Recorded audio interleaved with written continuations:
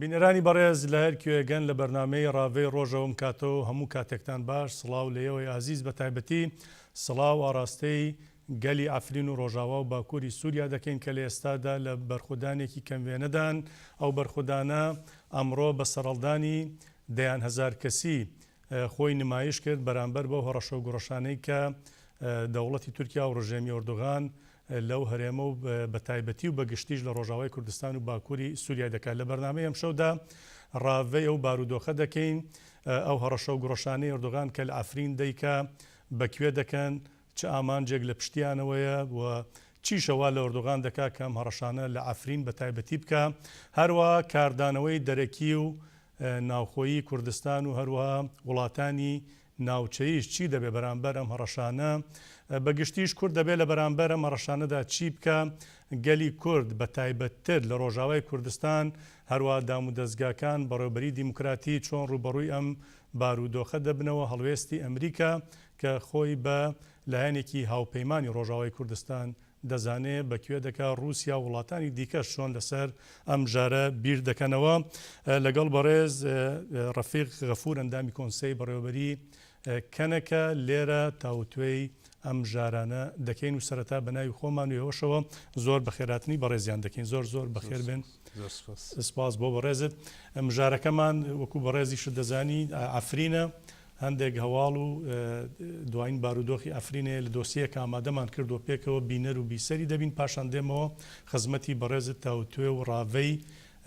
ناوڕۆکی ئەو دۆسیە هەروە و بارودۆخەش دەکەین کە ئەمڕۆ لە ئەفرین هاتووەتە ئاراو بەڵێ بینەرانی بەڕێز دۆسیەکمانەیە سەبارەت بە بارودۆخی ئەفرین جارێکی دیکەوەکو لە دەستپێکیشدا ئاماژەم پێدا تورکیا و ڕژێمی ئاکەپە ئەردۆغان بە تایبەتی تر لەم چەند ڕۆژەی دواییدا هەڕەشە و گۆڕەشەکانیان چڕتر و فراوانتر کردوێتەوە بۆ سەر ئەفرین و باکووری سووریا بەڕێوەبەرانیش ڕوێژ ڕایان گەیاندووە ئەوان ئامادەن لە ئامادە باشیدان ئەگەر هات و ڕژێمی ئاکەپە هێرش بکاتە سەر ئەفرین ڕوبەڕووی ببنەوە و هەروە دەژڵێن داگیرکردنی ئەفرین خەیاڵێکی خاو هەرگیز نایەتە دی ئەوان بەخۆیان دێن بەڵام ناتوانن بەویستی خۆیان بگەڕێنەوە. ماوەی چەند ڕۆژە بەرپرسانی ڕژێمی تورکیا لە سەرویانەوە ئەردۆغان فراوانتر لە جاران کەوتونەتە هەڕەشەکردن لە ڕۆژئاوای کوردستان و باکووری سووریا بەگشتی و هەرێمی ئەفرین بە تایبەتی بۆ ئەوەش پەیتا هێز و چەک و تەقەمەنی و کەرەستەی سەربازی قورس و سووک ڕەوانەی سنوور و هەروە تاقمەچەتەکانی لە نێو سووریا دەکات وا نیشانی دەدات کە هەڕەشەکان بە زوویی کردە دەکرێن و هاوکات بە چڕیش چەندین ڕۆژە ناوچە و گوندەکانی هەرێمەکە بە چەکی جۆرا و جۆر بەردومان دەکات ئەوەش دوای ئەوە هات کە بەرپرسانی ئەمریکا ڕایان گەیاندبوو لەگەڵ هاوپەیمانەکانیان لە باکووری سووریا هێزەکانی سووریای دیموکراتی قەسەدە و یەکینەکانی پاراستنی گەل یەپەگە هێزێکی پاراستنی سنوور پێک دەهێنن کە لە 30,000 کەس پێک دێت بەڵام بەڕێوەبەرانی ڕۆژئاوا و باکووری سووریا پێیان وایە تورکیا پێکهێنانی ئەو هێزە دەکاتە بیانوو بۆ هەڕەشە نوێەکانی ئەژینا لە دەستپێکی سەرهەڵدان و شۆڕشی ڕۆژئاواوە تا ئەمڕۆ تورکیا لەو هەڕەشە و هێرشانە بەردەوام بووە هاوتەریب لەگەڵ ئەوەش تورکیا لە ناو خۆدا گیرۆدەی قەیرانگەلێکی زۆری سیاسی و ئابووری و جڤاکیە کە ئەردۆغان ئافراندوویەتی و دەیەوێت بە هەڕەشەکانی لە ئەفرین هەناردەی دەرەوەیان بکا و نیگاکانی ناوخۆ لەسەریان لابەرێت لەو بارەیەوە سیپان حەمۆ فەرماندەی گشتی یەکینەکانی پاراستنی گەل یەپەگە لە لێدوانێکدا بۆ ئاژانسی هەواڵی فرات ڕایگەیاند یەپەگە بەرگری لە گەلی کورد و هەموو گەلانی ناوچەکە دەکات ئەگەر ئەردۆغان هێرشی دەستکەوتەکانمان بکات ئەوە ڕوبەڕووی بەرپەرچی تون دەبێتەوە و دەڵێت کە شەڕی ئەفرین دەبێت بە شەڕی یەکلاکەرەوە و کۆتایی و وتویەتی 6 ساڵە دەوڵەتی تورک هەموو دەرفەتەکانی بەکارهێناوە تا هێرش بکاتە سەر ڕۆژئاوای کوردستان هەر لە سەرەتاوە هەڵوێستی دوژمنکارانیان لە دژمان ئاشکرا بووە بەڵام سەرەڕای هەموو پیلانەکان بۆ هێرشکردنە سەر ڕۆژئاوا هیچ یەکێک لە هێرشەکانیان سەرکەوت و بێوەڵامیش نامێنێتەوە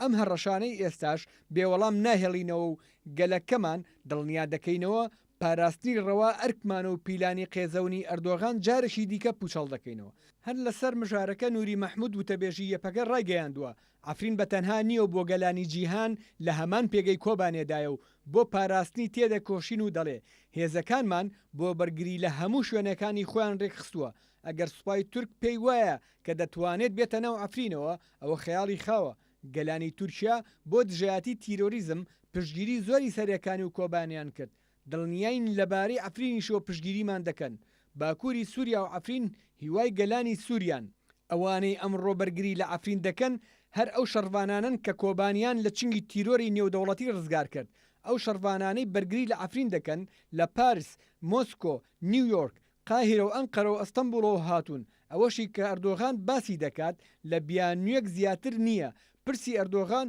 هەبوونی سوپای کورد نییە لە باکووری سووریا، چونکە ئەو هێزە هەر هەبووە. هێزەکانی سووریای دموکرات و یەپەگا بەردەوام لەو سنوورانە بوون و بەرگریان لە گەلانی باکووری سووریا کردووە. هیچ شتێکی تازە ڕووی نەداوە. بۆیە قسەکانی ئەردۆغان تەنها بەهانەن بۆ هێرشکردن، نەک شتێکی دیکە. بەڕێز ڕەفیق غەفور لە کۆتاییەوەتەوە دەست پێ دەکەم ئەمانە هەمووی بەهانن وەکو یەپەگە دەڵێ. بەڵام تورکیا بەڕای بەڕێزت بۆچی ئەمە دەکاتە بەهانە و ئامانجی چێ لە ئێستادا بە تایبەتی بەم شێوازە بەرفراوانە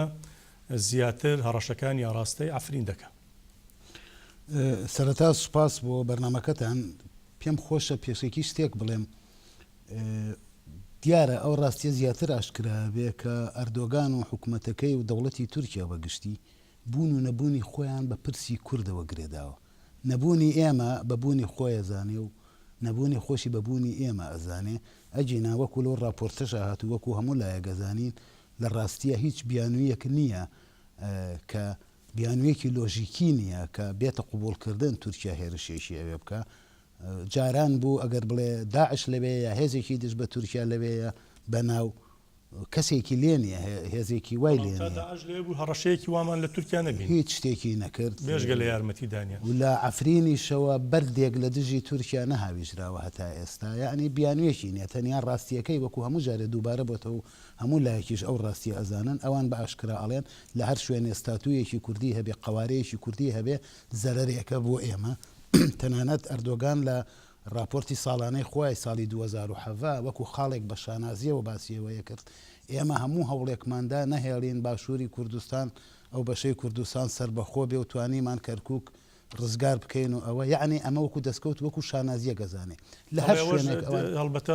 لەم ڕۆژانەوە شیوتەوە ئەوەمان کە لە باشوور کرد لە ئەفرین و ڕۆژاواش دووبارەیەکەن و بێگومان ئەو هەوڵی خۆیدا، ینی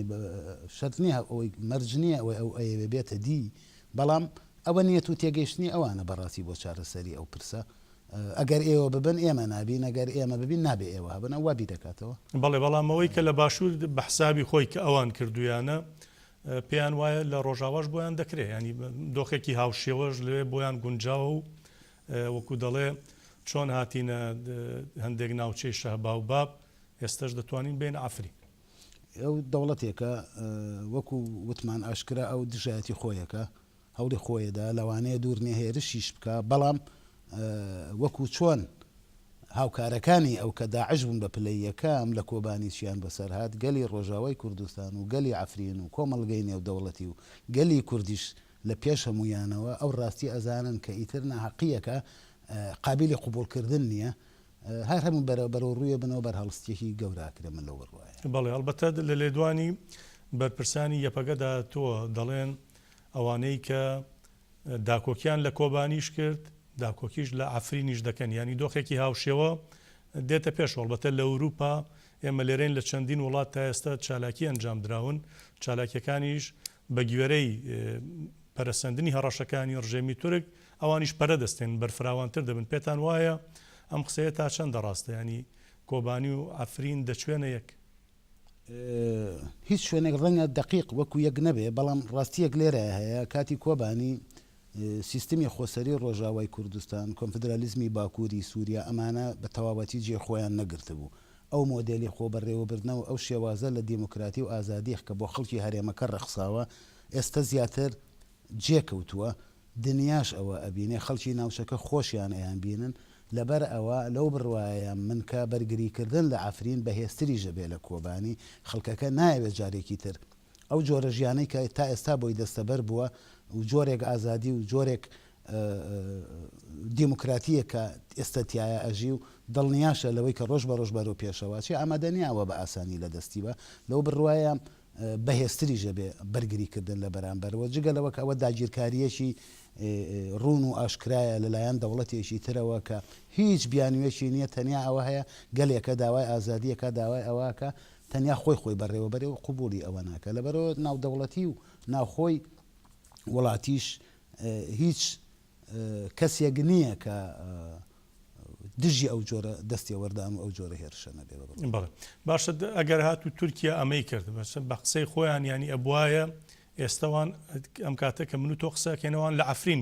بوونایە ینی وا بانگەشەیان دەکرد وا هات و هاوەریان دەکرد هەر لە ئەردۆغانەوە بگرە تا دەگاتە ئەرتەش و نازانم دام و دەستگاکانی تریان بەڵام تا ئێستا هێرشەکە نەکراوە بەڵام ئەگەر هات و کرا ئەو کاتە چ دەراویشتەیەکی دەبێت دەرەنجامەکانی شتێک بڵێن جارێ یەکەم یەکێک لە ئارە گەورەکان هێرشکردنە بەڵام لە پاڵ ئەوەشە کۆمەڵە پەیامی تر تورکیا ئەوێ لە ڕێەمەوە بیە یەکەمیان شەڕێکی سایکۆلۆژی وەک بەردەوام ئەکا لەگەڵ گەلی کوردستان دایمە ئەو شەڕە پەرە پێ ئەدەوە ئەیباتە پێشەوە دووەم شتیان وەکو جۆرێک مەساجێک پەیامێک بۆ مامەڵەکردن لەگەڵ شوێنی تر لەگەڵ وڵاتانی تر جۆرێک لە هەڕەشە بۆ خۆ نزیکردنەوە لە دەوڵەتە گەورەکان یا داوای دەستکەوتێکی ترەکە بۆ ئەو مەساج ئەو پەیامانە ئەکرێ بۆوانش ئەو بەکاری بێنێ و سوودی لێ بینی مەرج نییە ئەوە ئەو کە پلانی بۆ داناوە وەکو سەعاتی سفر لە هەمان کاتە دەست پێ بکە ئەویش خوێندنەوەیەکی خۆی بۆ ئەوە هەبێ ڕەنگە ئەوە هەروە بە ئاسانی بەسەریە تێناپەڕێ ئەوە هەروە کارێکی ئاسان نییە خەڵکێکەیە لەوێ بەرگریەکە ڕەنگیشە توانای بەڕێوەبردننی شەڕێکی لە جۆرەی نەبێ و بە دڵنیایش وەکو ئێمە خەڵکی کورد کە دڵنیاین دیسان وەکو لە هەموو هەنگاوەکانی تریا کە تورکیا تێکشکا بە تایبەتی لەسەر مەسلەی سووریایە لەم هەنگاوەشیە بە دڵنیایی تێکەشکێ ئەویش ڕەنگە جۆرێک خوێندنەوەی خۆی بۆ هەبێ نەتوانێ ئەو پلانەی کە دەقاودەق باشە دەوترێت ئەمە یەکێک لە هۆکارەکان دەرەنجامی ئەو هەموو قەیران و کێشەیە کە کەڵەکە بوو لە تورکیا و ئەردۆغانیش ینی سەبەبکاری ئەوەیە ئەردۆغان لەم ڕێگەیەوە دەیەوێت ئەمانە بێنێتە دەرەوە نیگاکان لەسەرم قەیرانانە ئەم کێشانە لابرێت قەیرانی سیاسی هەیە سە لە تورکیا قەیرانی ئابووری تا دەچێ قوڵتر دەبێتەوە قەیرانی جواکی هەیە قەیرانی ناو پارت و لایەنەکانی هەتا قەیران لەناو ئاکەپەشدا هەیە ئەمە ینی تا چەندە ڕاستەوە تا چەندەش بەم شێوازە دەتوانێت بۆ چەند ینی ئەم قەیرانانە هەروە بێڵێتەوە خەڵکیان لە بەرامبەردا بێدەنگ بکە دوسیر کە ئەگەر وێنەیەکی تورکیا بێنێتە پێشچوی خۆدەوەی وتت لە بەسعی ناوخۆیە ڕاستە هەر لە سیاسی و کۆمەڵایەتی و مەسە لە دیموکراتیەکان هەمووی بەرەو دواوە چووە لە ڕووی ئابووریەوە بەرەو دواوە چوو توریزم کە یەکێک لە سەرچاوەدارایە گرنگەکانی تورکیا بوو لە پاشەکشەدایە لە هەرێمەکەیە دیسان هاوپەیمانی و دۆستایەتی تورکیا بە هیچ شوەیەک وەکو جاران نەماوە تەنانان لەگەڵ هەندێک وڵاتی کەنداوە کە زۆر دۆستێکی نزیک بوون لەگەڵ ئەوانیش پەیوەندیەکانی تێک چووە تەنانەت لەگەڵ ئەوانەی کە ئێستا لە تێکەڵای و هاریکاریایە لەگەڵیان لەگەڵ ئێران لەگەڵ سووریا لەگەڵ عێراق دیسان پەیوەندیەکانی لەو ئاستیان لەسەر ئاستی هەرێمی لەسەر ئاستی جیهانی ژەگەر سیر بکەیت دیسان بە قەیرانێکی قوڵاتی ئەپەڕێ تورکیا ئێستا و بە تایبەتی حکوومەتی ئەردۆگان وەکو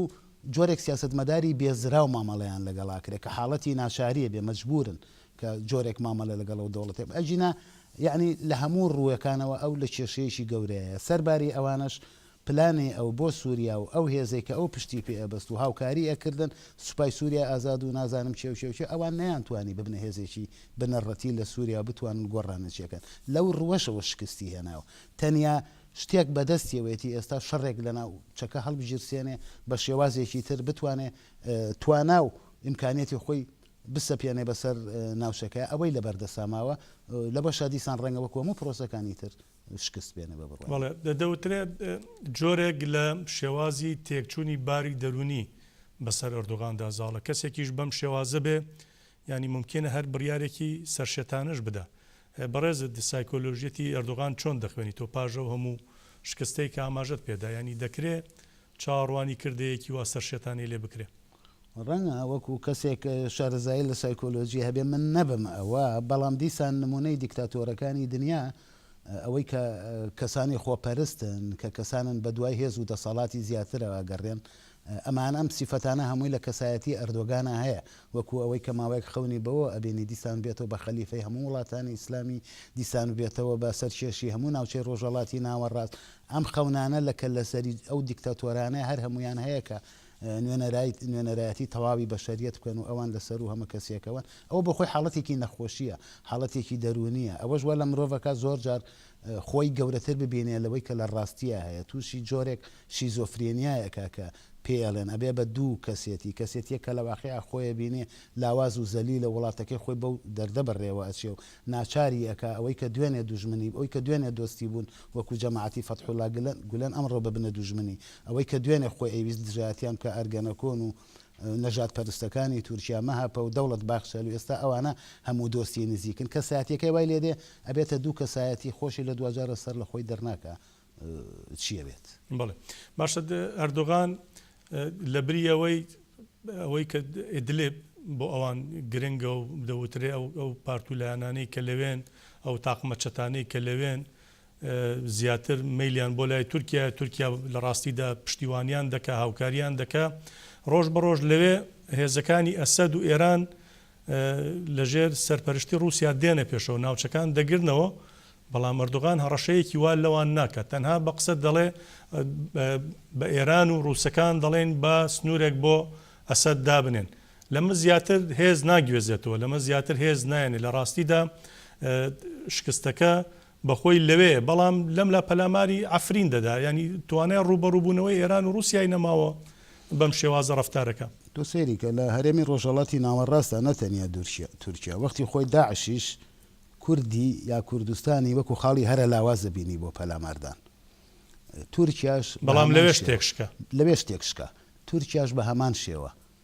ئەفرین هەرێمێکی بچووکە ئەویش بەم هەموو هێز و تۆپ و تەیارە و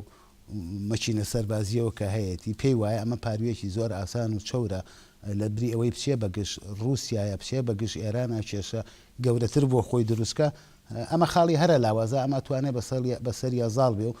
مشکلەی هەرە گەوری کێشەی هەرە گەورەی تورکیاش ڕاستی لەگەڵ کوردایە و لەگەڵ خەڵکی کوردایە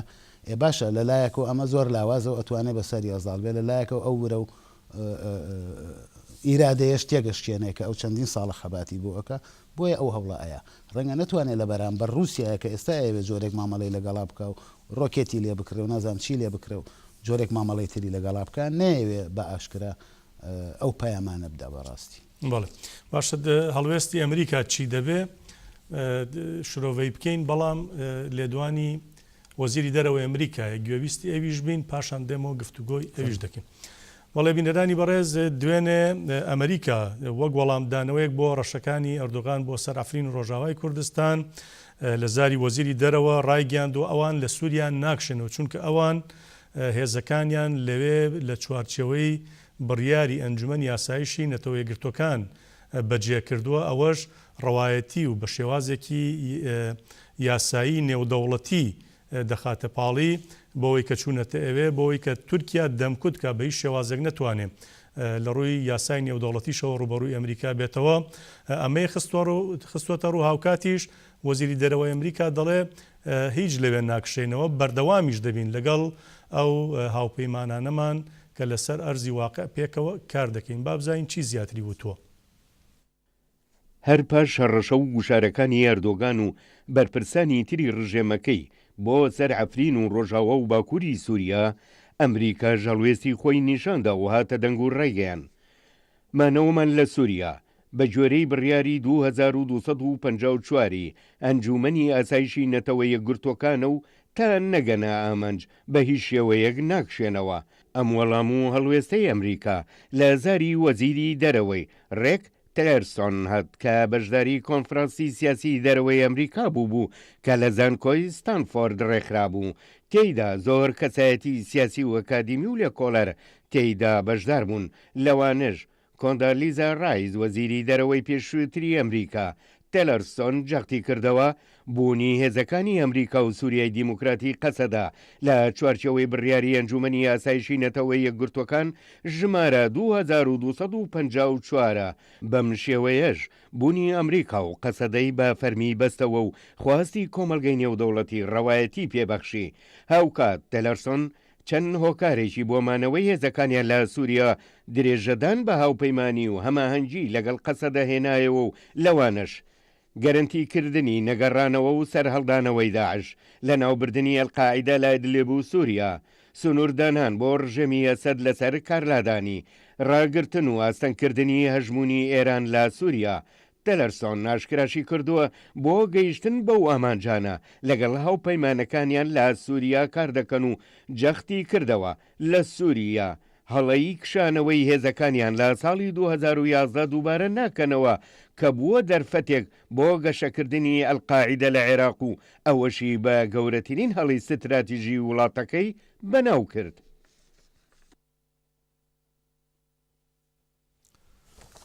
بەڵێ بەڕێز ڕەفیق غەفور سەبارەت بەم لێدوانەی تیلرسۆن چی دەڵێن؟ ئەو ڕەوایەتی یا فەرمیێتێکی نێودەوڵەتی یاسایی نێودەوڵەتی دەبەخشێتە هەم بوونی هێزەکانیان لە سووریا هەم پەیوەندەکانیشیان لەگەڵ قەسەدەواتە قەسەدەش دەباتە چوارچەوەی ئەو یاسا نێودەوڵەتەیە کە ئەنجومەنی یاساییش بڕیاری لەسەرداوە. ئەوە هەڵوێستێکی باشە بەڕاستی پۆزیتیڤە لە کاتێکی تا ڕادەیە گونجاویشە ئەو هەڵوێستە دەربڕا، بەڵام لەگەڵەوەشە من پێم وایە ئەمریکا هەتا ئیستەش ئەمە ڕوونترین قسەیەتی تا ئیستا کردبێتی لە سواتچیەوەی ئەو هەڕەشە و پەلامارێکە تورکیا بە تەمایەتی تا ئێستا زۆر شەرمنانە زۆر ترسنۆکانە لەسەر ئەو مەسەلەیە قسەی کردو. بەڕاستی من وتیشم لەگەڵەوەشە ئەم هەنگاوە هەنگاوێکی باشە ئەگەرچی زۆر دیپلۆماسیانە شتەکە خراوەی لە کوردەواریە پێڵێن نەشیش بسووتێ و نەسیغ بسووتێ و نەکەبا بە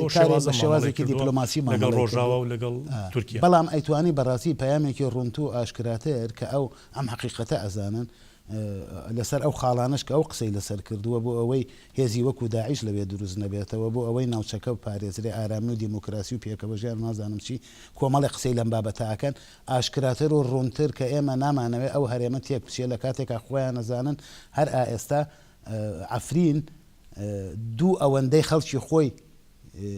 میوان لەلایەکە لە شوێنەکانی تری سووریا وەڕایان کردو لەوێ ئیدارە دراون و لەوێ ژیانەکەن. هەموو ڕۆژاوای کوردستان ئارامترین شوێن بوو هەتا ئێستا. ئەڵبەتەیەکێ لەو خەڵانە ئێمە ئاماژەمان پێ نەدابوو دەڵێ بۆ گەڕانەوە بە شێوازێکی ئارام بۆ ئەو پەنابەرانەی کە لە شوێنەکانی دیکە لە سووریاوەرە بوون بگەڕێنەوە شوێنی خۆیان. یەکێک لەو خاڵی جابیانەی ئافرینی ژەوەیە کە بەڕێزدا ئەوەیە بەڕاستی جا نەتەنی ئەمریکا یەکێتی ئەوروپاش یعنی بەڕاستی جێی نادام مرۆڤ چۆنی ناوبنی یعنی شەرمەزاریە بۆ ئەم دەوڵەتانە کە لە بەرامبەر شتێکی ئاوایە لانی کەم هەڵوێستێکی هەرە کەمی دیپلۆماسیش نانوێنن لەو بارەیە کە لەگەڵ شەڕ و هێرشێکی وانی بە تایبەتی کە دەوڵەتێکی وەک تورکیا هاوپەیمانیانە لە ناتۆیە بێگومان ئەوان ئەتوانن ئەگەر بیانەوە ئەگەر جددی بن لەوە خودی ئەمریکا خۆی ویشێتی ئەوروپاش ئەتوانن دەستپانە کاروباری واوڕێ لە هێرش. بەڵام تورکیا ڕوونترە بۆ نمونە تورکیا ئەو هێزە 30,000 کەسی پاسەوانی سنوور کە بڕیارە دامەزرێت تورکیا دەڵێ پێشەوەی ئەو هێزە لە دایک بێ بە ئەمریکەکان ئەڵێ ئێمە ئەو هێزە لە ناو دەبین. ئەو هەڕەشەی خۆیەکە ئەو تەحەدای هەموویان بەڵام لە بەرامبەر ئەمە هەڕەشەیەکی ڕوون یا وەڵامدانەوەیکی ڕوون و تون بە گوێرەی و هەڕەشەی ئەردۆغان نییە ئەو هێزەی تورکیا ژێ لێ 30,000 خۆ لە ڕاستیە ڕەنگە دوو ئەوەندەش بێ وەکو ئەوەی کە من بزانم ڕێک دوو ئەوەنەیە ئەو 30,000 بازەکرێ بە هەزاران خەڵکیش ڕویان کرۆتە ئەفرین بۆ پاراستنی ئەفرین لە دژی تورکیا. بەڵام دنیاش هەمووی ئەمە ئەبینێ و ئەم ڕاستیان نازانێ ئەگەر سەیری مێدیای ئێمەش ناکەن ئەگەر گوێ لە دەنگی خەڵکی کوردیش ناگرن ئەگەر ئەم هەموو خۆپیشاندان و چالاکیە جەماوەریانەی خەڵک نابینین لە بەرامبەرەوەدا خۆ قسەکانی ئەردۆگان و مێدیای ئەردۆگان و دەنگی ئەوە بیستن بە ئاشکرا ئەڵێ من هێرشەکەمە سەر ناوچەیەکی ئارام کە خەڵکێکی ئازادی تیا خۆی بەڕێوە ئەبا و داڵدەی هەزاران سەدان هەزار کەسی تریشیان داوە کە ئەجینا ئەگەر ئەوان نەبوونای ئەوان هەمویان ڕویانە کردە ئەوروپا و دیسان کێشەیەکی تریان بۆ ئەوروپا دروست دەکرد. ئەم هەموو ڕاستیانە بین بەڵام وەکوڵێک کە ڕووچێرن. بەڵام دەرەنجام پێ دوایە ئەمریکا سەرکێشێکی وا لە تورکیا قبول بکە. من لەو بڕوایم ڕەنگە لە حاڵی حاضر ئەمریکا لەگەڵ تورکیا لە جۆرێک لە دانوستان نابێت لەسەرەوە مەسەلەیە قسە لەسەرەوە بکەن و ڕەنگیشە ئامۆژگاری ئەوەشی بکەن کە پرچێشی بۆ هەنگاوێکی لەو جۆرە کێشەکان لە ناوچەکە ئاڵۆسترەکە لەوانەیە شەڕی گەورەتری لێ بکەوێتەوە لەوانەیە ئەمریکا ناچار بێ وەڵام باتەوە هەر ئێستا خودی سووریا وەکو خۆشتان ئاگادارن پەیامێکی داوەکە ئەگەر سنوورەکانی ئەو لە ئاسمانەوە ببەزێنرێ ئەمە ئەوان بێ وەڵام نامێنن ڕەنگە سووریاش ئەمەی بە پشگیری رووسیا و هاوپەیمانەکانی خۆی وەک ئێران و وەکو شوێنانی تر بتوانێت پەیامێکی وابە یا ڕەنگە بێ مامەڵەیەک لەگەڵ تورکیا بکە بەم جۆرە ینی لەوانەیە ئەمریکاییەکان جۆرێک ئامۆژگاری وابن بە ئەردۆگان و بەدەسەڵاتەکەی کە هەنگاوێکی وە هەروە ئاسان نییە شەڕێکی من لەبەرەوە پرسییم تێلێرسۆن دەڵێ یەکێک لە خاڵە سەرەکیەکان کە باسی کردووە مەسلەی ئیدلیب هەڵێ دەبێت ئیدلیب چارەسەرکەین دێت چارەسەرکردنی ئیدلیب هەردەبێت بە هێزەکانی سووریای دیموکراتی و یەپەگە و یەپەژە بکرێ توێژ لە ئێوە نزیکە ئەفرین ئێستا چۆن دەبێت ئەو بربەستە مەزنە لە ئەفریندا دروست بکرێ بۆ نمونە لە بینی دوو کەوانەگە تورکیا بێت ئەفرین داگیر بکە ئەوان چۆن ئەمەیان پێ قبوڵە کەوا بووە مەشکردێنانە بە پرۆژەکەیەوان پێشتر ئەگەر لە بیرتان بێ پێشتر باس لەوە کرار ئەمریکیەکان باسی ئەویانە کرد کە ئیتر قۆناغی شەر لەگەڵ تێرۆریزمی داعش لە سووریا تەواو بووە ئەنجانۆرەی قۆناغی سیاسی و دانووسان و کاری دیپلۆماسیە لەوێ لەو چوارچێوەیەشە منەمێ ئەوە بڵێم ئیدلیبیش ئەکەوێتە جوگرافیای باکووری سووریاوە کە تۆ ئەگەر فیدرالیزمێک بۆ باکووری سووریادا بنەی بەشێکی هەرە زۆری ئەو ناوچێش ئەکەوێتە ناو ئەو چوارچێوەیە دوور نییە لەو چوارچێوەیە ئەم باسانە بێتە پێشەوە قسە لەسەرەوە بکرێ و کە ئەگەر فیدرالیزمی باکووری سووریا بەڕاستی بە ڕسمی بناسیێنرێ ڕەنگە بەشێک لەو ناوچێش بکەوێتە ناو ئەو چوارچێوەیە ینی دوور نییە بیانەوەی ئەم مەسەلەیە بور هەرەوەشە کە تورکیا بەو شێوازە بەتاکید کۆنتترۆلی خۆی لەدەستدا و بەدڵنیایی مەبەست لەوەیە دوور نییە بیانەوێ ئەمە بخەنە ڕۆژەوە و هێواش وردە ئەگەرەوە بێوە کارێکی پۆزیتیڤە بەڵام لەسەر و هەمویانەوە بەڕاستی ئامادەکاری خۆمان لە هەموو لایەک پێویسترە ئەو جۆرە مامەڵەی کە لە ناوچەکە کرێ و ڕەنگە مامەڵە ڕاستەخۆکە لە ناو سووریا بکرێ بەس ڕەنگە پەیوەندی بە شوێنێکی جیهانی شەوە بێ زلهێزەکان هەمیشە باش ئەم خاڵە گرنگە گریمان ئەمریکا کاری نەبوو بەسەر ڕۆژاوای کوردستان و ئافرینەوە ئەو کاتە کورد بەخۆی بێ چی بکە ئایا کورد بە تایبەتی ڕۆژاوای کوردستان و ئامادەکاریان هەیە هەڵبەتە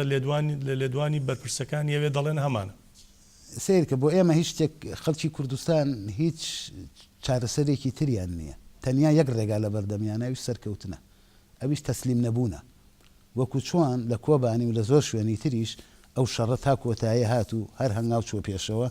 تۆ ناچاری لەبێش بە هەمان شێوە بەرگری بکەیت و گەلێکی ئەوەندە ملیۆنیش کە توانیوێتی لەناو ئەو هەموو ئاگر و شەڕ و هەرایە تا ئێستا خۆی هێنابێ لەوێ هەرێمێکی دروست کرد بێ و نەکەوە داهاتوویەکی خوڵقاند بێ چونکە داهاتوو هۆشتێک نێمە بچینە ناویەوە داهاتوو شتێک ئێمە خۆمانی خوڵخێنین باشە خەڵکی گەلی ڕۆژاوای کوردستان بە تایبەتی و گەلی کورد بەگشتی توانیوان لەوێ شتێک دروستکەن داهاتوویە دروستکەن ئێستا جواب بە ئاسانی کۆڵی لێ نادەن و شەڕێکی درێژخایانیش بێ لەوانێ شەڕێک بێ بۆ تورکیا بەڕاستی زۆر زیاتر بکەوێت لەوەی کە ئەو چاوەڕێیەکە کە لە چەند ڕۆژێکە هێرژەکە ئەو شوێنە ئەگرێ و کاولیەکە و ئەوواکە ئاسان نابێ بۆی بەڕاستی ئەو گەلش ڕوبەڕووی شەڕێکی ناچاریە بێتەوە و کۆڵیش نادەوە مەجبورە ناچارێکە بەرگری باشە دەرەوەی ڕۆژاوای کوردستان ئەرکی پارتولایەنەکانی تر پارچەکانی تر کوردی دیاسپۆرا ئێوە وەکو کەنێک هەڵبەتە لێدوانیشتان داوە لەسەر ئەو ڕەوشە چییە؟ یعنی یەکەم ئێمە وەکو کەنەکە هەموو دەستکەوت و شکستێکی هەر پارچەیەکی کوردستان بە دەستکەوت و بە شکستی نەتەوەی ێزانین ئەوەی کە لە ڕۆژاوای کوردستان بەدەست هاتووە تەنیا ئی ڕۆژاوای کوردستان نیە ئی هەموو خەڵکی کوردستانی هەر چوار پارچەی کوردستانە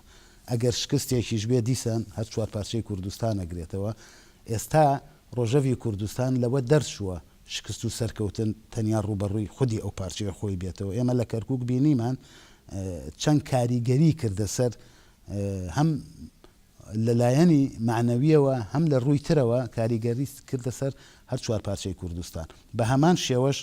هەموو دەستکەوت و شکستەکان هەمان چارەنووسیانە بێ لەبەرەوە ئێمە پێمان وایە لەسەر هەموو تاکێکی خەڵکی کوردستان لەسەر هەموو ئازادی خوازی کە پێویستە بە هەچیەک لە توانایە هەیە لە کاتێکی ئاوایە بەشدار بێ لەگەڵ هێڵە نەتەوەیەکەی خۆیان بێ کە باس لەو ئازادی و دیموکراتیاکە لەو شوارچێوەیە. تورکیا بە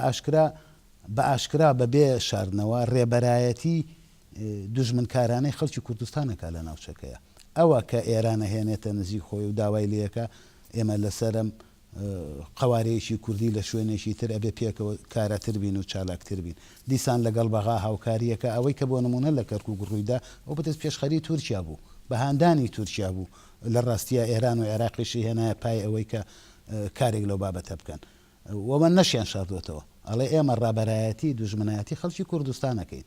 باشە لە کاتێکە ئەوان ئاوا بە ئاسانی بتوانن لە یەک نزیک بنەوە لەسەر دوژمنایەتی ئێمە ئیتر تاکەی خەڵکی کوردستان ئەو ڕاستیە نەزانێ. بەڕاستی پێمان سەیرەکە هەندێک لە حتا سیاستمەدار و بەرپرسیان و ڕێبەرانی هەندێک پارتی کوردی هەتا ئێستاش پێیان وایە ئەردۆگان دۆستی کووردە، ئێستاش ئەڵێن دۆستی ئێمەیە و دۆستی کووردە. یعنی ئەم ڕاستیانە یا بەڕاستی بۆ خۆیان ئەم حقیقەتانە نازانن کە من دڵنیام لەوەی کە ئەیزان ئەم ڕاستیە یانە خۆڵ بکەنە چاوی خەڵکی کوردستانە و دوژمنێکی ئاواکە کە چاوی بەرایی نایەتەوە لە هیچ شوێنێک ژیانێک هەبێ. بێترەوە لە کەرکووک بینیمانەوەی بارودۆخی باشووری کوردستانیشمان بینی کەسێک گومانیە بێت دەبێ گومانەکەی تەڕەوی بێتەوە. لە ڕۆژاواژ وایە لە هەمان کاتە دیسانەوە تۆ ئەوە بەدۆست بزانێ ئەوە بەڕاستی کوردبینینێک و نەزانینێک و ئەوەیەکە ئەگەر لە نەزانینەوە بێ ئەگەر بچێتە ئەوەی کە بەزانین ئەمە بکرێ مرۆڤەکرێ ئەوەی ناوبنێکەی تر سنووری. باشە من ئەوەی لە قسەکانی بەڕێز تێگەشتم کەوابوو لە حاڵەتی پەلامەردانی ئافریندا شەڕ ئیتر تەنها لە ئافرین نابێ، ینی بڵاو دەبێتەوە بە شوێنەکانی تریش هەوەکو مراد کەرەیلانیش ئەندامی کۆنسەی بەڕێوەبەری کەجەکەژ و توێتی ئێمە شەڕ دەبێنە ئەنقەرە، ینی پێ دوایە ئەم شەڕە بەو شێوازە بەرفراوانتر دەبێت. ئەبێ گەلی کورد ئامادەیە ئەوەی هەبێ. بەڕاستی لە هەموو سنووری کوردستانە لە باشووریشەوە کە پڕە لە هێزی تورکیا ئێستا ئەبێ لەبێشەوە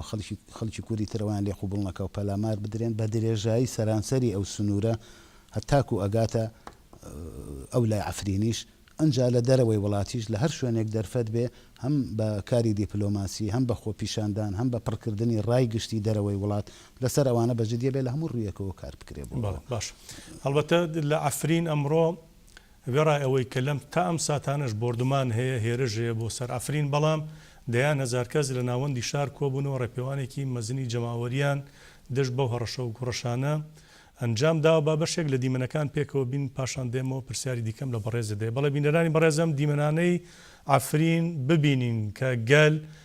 دەریا ئاسا خڕۆشاوەتە نێو شەقامەکان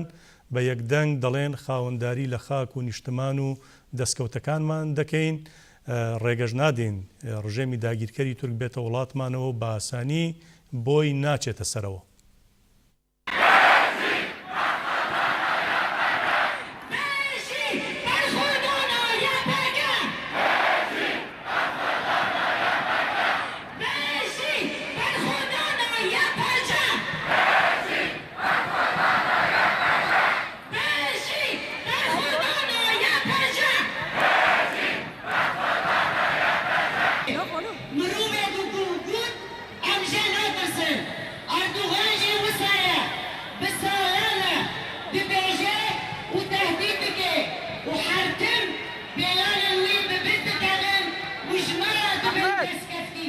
أحمد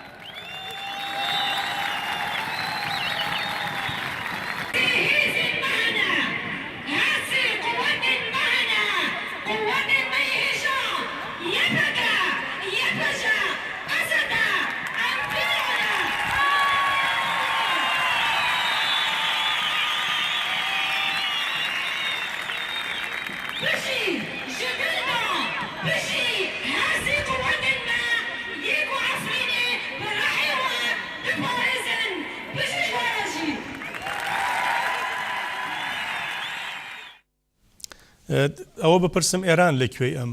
ڕووداوانەدا ئێران ئایا بە هەمان شێوەی کەرکووک ئاماژەت پێدا هەماهەنگە دیسان لەگەڵ تورکیا یا بۆی دەچێتە سەر لەو بارودۆخەی کە خۆشیەتی ئێستا لە ئێران کۆمەڵی ئاڵۆزی و ناڕزایەتی زۆری ژێ بەرامبەر بە ڕژێمە خۆی بوونی خۆی لە مەترسیدایە. سێری کە دایما هەمومان نەزانین کە تورکیا و ئێران دوو وەکوڵێ دوو ڕقیبی یەکترن لە بنەڕەتا، بەڵام دیسان لەسەر سەرکوتکردنی خەڵکی و کوردستان دیسان یەکن بەڵام بۆ ئێران ئەوەی کە تورکیا شوێنێکی تر لە وڵاتێکی هاوپەیمانی ئەو داگیر بکات لە دۆستێکی ئەو داگیر بکە ڕەنگە هەروە ئاسان نەبێ پێشتر خەڵکی ناوچەکە شاری ئەسکەندەرونیان لەبیرە کە تورکیا توانی دەستی بخاتە سەر و بیگرێت و هەتا ئێستاش بەشێکی زۆری عەرەب بە تایبەتی ناشونالیستەکانیش بە بەشێکی وڵاتی عەرەبی ئەزان و داوای ئەکەن بێتەوە سەر نیشتیمانی عەرەبی و ئەمانە و ڕەنگە تورکیا ئەگەر لە ئەگەری ئەوەی بکەوێتە ئەفرین و دەست بەسەر ئەو ناوچەیەشا بگرێ ئایا بە ئاسانی لی دەرەچێ یان نا دوای چی لێ دێ ئەمە بۆ ئێرانیش دیسانەوە پرسە فراوانبوونی نفوزی تورکیا و فراوانبوونی دەسەڵاتەکەی لە ناوچەکە و وەگوتم بە تایبەت لە بەرامبەر دۆستێکی هەرە نزیشی ئێرانە کە ئێران بە هەموو شێوەیە هاریکاریەکە ڕاستەوخۆ بە سەرباز و بە ئەفسەر و بە تۆپ و جبەخانە هاریکاریەکە بۆ ئێران قوبولکردنی ئەوە ئاسان نییە بەڵام دیارە ئەران لەو ڕۆی ئێران هیچ پەیامێکی ڕوونی نییە هیچ من یا شخصی من نەمبیست بێ ئێران لە بەرامبەر ئەوەیە چی ئەڵێ دیپلۆماسی و لە ژێرەوە لە ژێرمێزەوە چۆن ڕێکەوتۆ لەگەڵ تورکیا یا چ مامەڵەیەکی لەگەڵاکە ئەو من نایزانم بەڕاستی بەڵام ینی بە پێ قسەکانی بەڕێزت بێت لە مژاری دژایەتی کردنی کووردا یەکن بەڵام کاتێک دێتە سەر نفوزی یەکتری قبولی ناکەن ینی نفوزیان یەکێکیان لە یەکێکتە زیاتر بە بەتایبەتیش لە سووریا کە ئێران ئێستا خۆی بە خاوەن نفوز لەوێ دەزانێت ڕاستە بەس لەسەر چیتر مامەڵاکەن لە بینی خۆیانە لەسەر و پرسە ئەویانەکەوێتە بینی ئەوانەوە باشە چەندیمەنێکی دیکەمانەیە خەڵکی ئەفرین لە بەرامبەر ئەو هەڕەشە و گوڕەشانە دەستە و پۆل دەچن ناونووس دەکەن چەگەڵ دەگرن باوەش ببینین پاشان دێمەوە دوایین پرسیار لە بەڕێزت دەکەم بام دیمەنانش ببینین بینەرانی بەڕێز خەڵکی ئەفرین دەچنە و شوێنانەی کە یەکینەکانی پاراستنی جەوهری لەوێن یاهێزەکانی پاراستنی جەوهری لەوێ ناوی خۆیان دەنووسن پاشان دەچنە و شوێنانەی کە پێویستە لەوێ دامەزرێن و بەرگری لە خاک و نیشتمانی خۆیان بکەن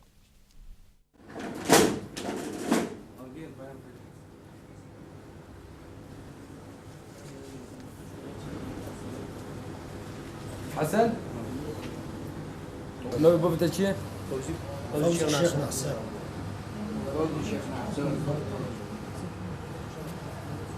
ناصر خط جبهه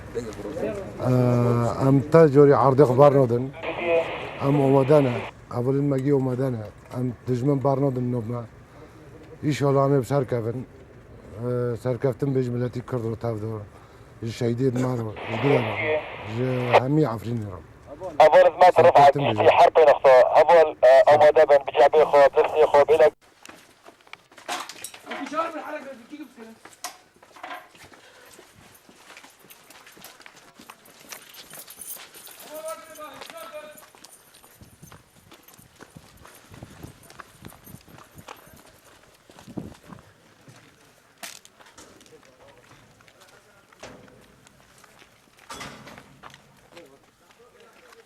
جافولورو نوفيما عبد الرحمن سوروية هاف نقطة معي مطحنة الفيصل عم حر حفتوكي نوبي خود غيرين لزوم الفيداري وهاف نقطة معي وهاف ولاتو معي وتركيا والدجمن منو شعبي جيدو كبير بن عم كل الفيداري بن ورغما عن أنف المعتدي عم هاولد الوارد بي عم فيداري بارنودن وعم عرضي خو بارنودن ولاتو خوجي بارنودن وهر بيجي جافولورو وديسو هر بيجي جافولورو صار كافتن بجافولو جيورو اخو بوردي خو جايبه خو تسليم ابورد العجل كلام كنا يك بيك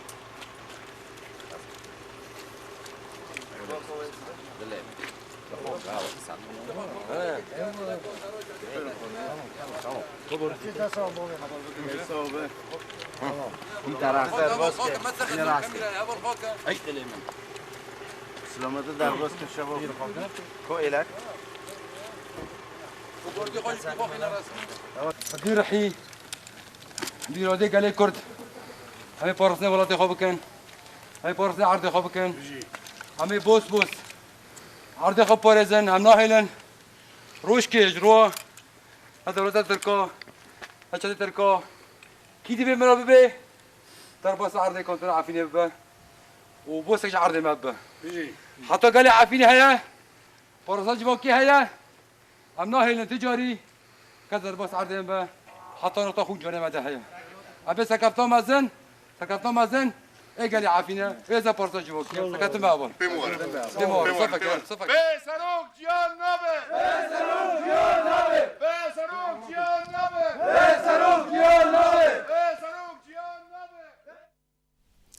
بەڕێز ڕەفیق ئەم جۆرە ئامادەکردنەی گەل تا چەندە پێویستە بە تایبەتی وەکو دەبینین لە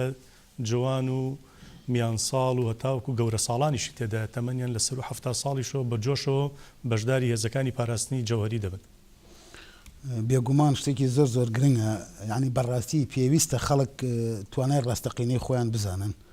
دیارە ئیرادەیەک لەوێ هەیە و ئەوانیش توانای ڕاستەقینەی خەڵک بۆ خۆی کە وەکو باسمان کرد پێشتر توانیویانە جوگرافیایەک بەرهەم بێنن، نەک تەنیا شتێکی با بڵێ مێژووی یا خۆ بەڕێوە بەریەک. ئێستاش ئەو ئیرادەیان تیانە ئەبینی ئەش بێ هەروە بێ، ئێمەش هەر چاوەڕێ ئەوەیان لەکەین، چاوەڕێ ئەوەش لە هەموو خەڵکی کوردستانەکەین بەڕاستی بە هەمان ڕۆح و بە هەمان ئیرادەوە قسەی خۆیان بکەن و لە هەمبەر هێرشێکی لەو بابەتەیان ڕاوەستن. ڕاستە ڕەنگە ئەگەر تۆ بە ژمارەش کەمبی، یعنی کەمینەیەک بی لە شوێنێکە، بەڵام حقیقەتە حقیقەتە، یعنی کەم و زۆری لەویا کار ناکاتە سەرەوەی. حقیقەتێکەیە لەوێ کە خەڵکێک گەیوێ بە ئازادی لەسەر خاچی خۆی لە نیشتیمانی خۆی بەڕێوەبەرێ خۆی بژی، ئەمە حقیقەتێکە جاتۆ کەمینە بی یا زۆر بی یا ئەگەر 1000 کەس بی یا 100 ملیۆن بی هیچ لەم ڕاستیە ناگۆڕێ. ئەم حقیقەتە کە خەڵکی کوردستان و بە تایبەتی خەڵکی عەفرین ئاوا بەرەوپیری ئەو ڕاستیات چن و ئامادەی ئەو بەرگریان جێگەی دڵخۆشیە. هەڵبەت کوردیش نین، عەرەبیشیان تێکەڵاون خەڵکی هەرێمەکەن، ئەوانەی کە فعلن کە لەو ژیانەیە ژیاون و لەنە ئەو هەموو ئاگر و شەڕ و دووکەڵەی ناوچەکەیە ئەوان لەوێ بە ئارامی تا ئێستا ژیاون و مشکلەیەکیان بۆ دروست نەبووە. یعنی بەڕاستی ناحەقێکی گەورەیە دەستبەرداری ئەمە ببن. ئەگەر مرۆڤ زۆر لاواز و زۆر بێ ئیرادە بێ دەستبەرداری ئەوە بێ هیچ چارێکی نەمێنێ، ئەجینا تا دواتنەوەشی خوێنی پێویستە بەرگری لێ بکە. بەڕاستی هەر لێرەوە من بە ناوی کەنەکەشەوە سڵاوێکی گەرمێنێرم بۆ یەپەگا یەپەژا هەموو شەڕوانانی ئازادی گەلی ڕۆژاوای کوردستان و بە تایبەتی گەلی عەفرین کە لە هەمبەر هێرشێکی ئاوا ئازایانە و عەگیدانە وەکوڵێ وەستاون لەبەر. باشە، وەکو دوایین پرسیار بەڵام زۆر بە کورتی وەڵام دەرەوە، وەکو کۆمیتەی دیبلۆماسی کەنەکە ئێوە هەرێکتان قورستر دەبێت، چی دەکەن؟ پلانتان چییە؟ ئەنی وەک پێشتر باس کرا هەر کەس لە چوارچێوەی کار و پەیوەندیەکانی خۆیە لە هەر هەموو کوردستانە و لە دەرەوەی وڵاتیش هەر کەس ئەوەی پێیەکرێ ئەبێ لە جاران زیاتر بیکە. ئێمەش لە بواری کار و پەیوەندیەکانی دیپلۆماسیە بێگومان لەسەر ئەوە زیاتر ئەوەستین. هەر ئێستا دۆسیە عەفرین ئامادەکراوە، نێردراوە بۆ زۆر شوێن و لایەن، دیسان لە پەیوەندیەکانی قسە لەسەر و مەسەلەیە زیاترەکرێ. یعنی ئەبێ ئامادەکاریەکی هەم ڕای گشتی و هەم ڕای فەرمی نێودەوڵەتیش لەسەر ئەو ناحەقی و لەسەر ئەو هێرشە تاوانکاری هەبێت کە تورکیا لە نیەتیایەتی شتێکی ئاوا ئەنجامدا. بەڵێ من پرسیارم نەماوە گەر بەڕێز شتێک ما بێ بیڵیت گینا زۆر من شتێکی زۆر تایبەتم نییە، بەڵام من داوا بە تایبەتی لە ئێوە وەکو مێدیاکاران و مێدیاکارانی تریژەکەم کە ئەم مەسەلانە بە جدی بخەنە ناو ڕۆژەوە و زۆر لەسەری ڕاوەستن. ئەمە پرسی ڕۆژە لە ئێستاە، ئەمە تەنیا شتێکی سادە نیە و شەڕێکی بچووک نییە لایەنێک بێوێ هێرش بکاتە سەر شوێنێک و دوایی بگەڕێتەوە. ئەوان ئەیانەوێ قەوارەیە کە وجودی هەیە، ستاتویە کە هەیە بۆ خەڵکی کوردستان و خەڵکی ئەو ناوچەیە تێک بدرێ نەمێنێ لە بنەوە هەڵوەشێتەوە. لەبەر ئەوە لێدانێکە لە هەر هەموو ئێمە بەگشتی تاکەی خەڵکی کوردستان لێدانێکە لە خەون و هیوای خەڵکی کوردستان لەبەرەوە لەسەر هەمووان پێویستە بەشدار بن، بە تایبەتیش مێدیاکاران لەو ڕۆتوان ڕۆڵێکی گەورە ببینن. من هیوادارم هەموو توانن زیاتر بەشدار بن، زیاتر بیخەنە ڕۆژەوە قسەی لەسەر بکەن بە زمانی جۆرە و جۆریش نەک تەنیا بە کوردی کاری لەسەر بکرێ و سوپاسانە. بەڵێ باشە، زۆر زۆر سپاس دەکەین بە ڕێز ڕەفیق غەفور ئەندامی کۆنسەی بەڕێوەبەری کەنەکە کە لێرە لەگەڵ ئێمە ئامادە بووی. زۆر سپاس بۆ ئێوەش. دووبارە زۆر سپاس بینەرانی بەڕێز، زۆر سپاس بۆ ئێوەش کە تا ئێستا لەگەڵماندا بوون. تا بەیگەشتنەوەکی دیکە شاد و بەختەوەر بن. شەو شەوگارتان خۆش بێت.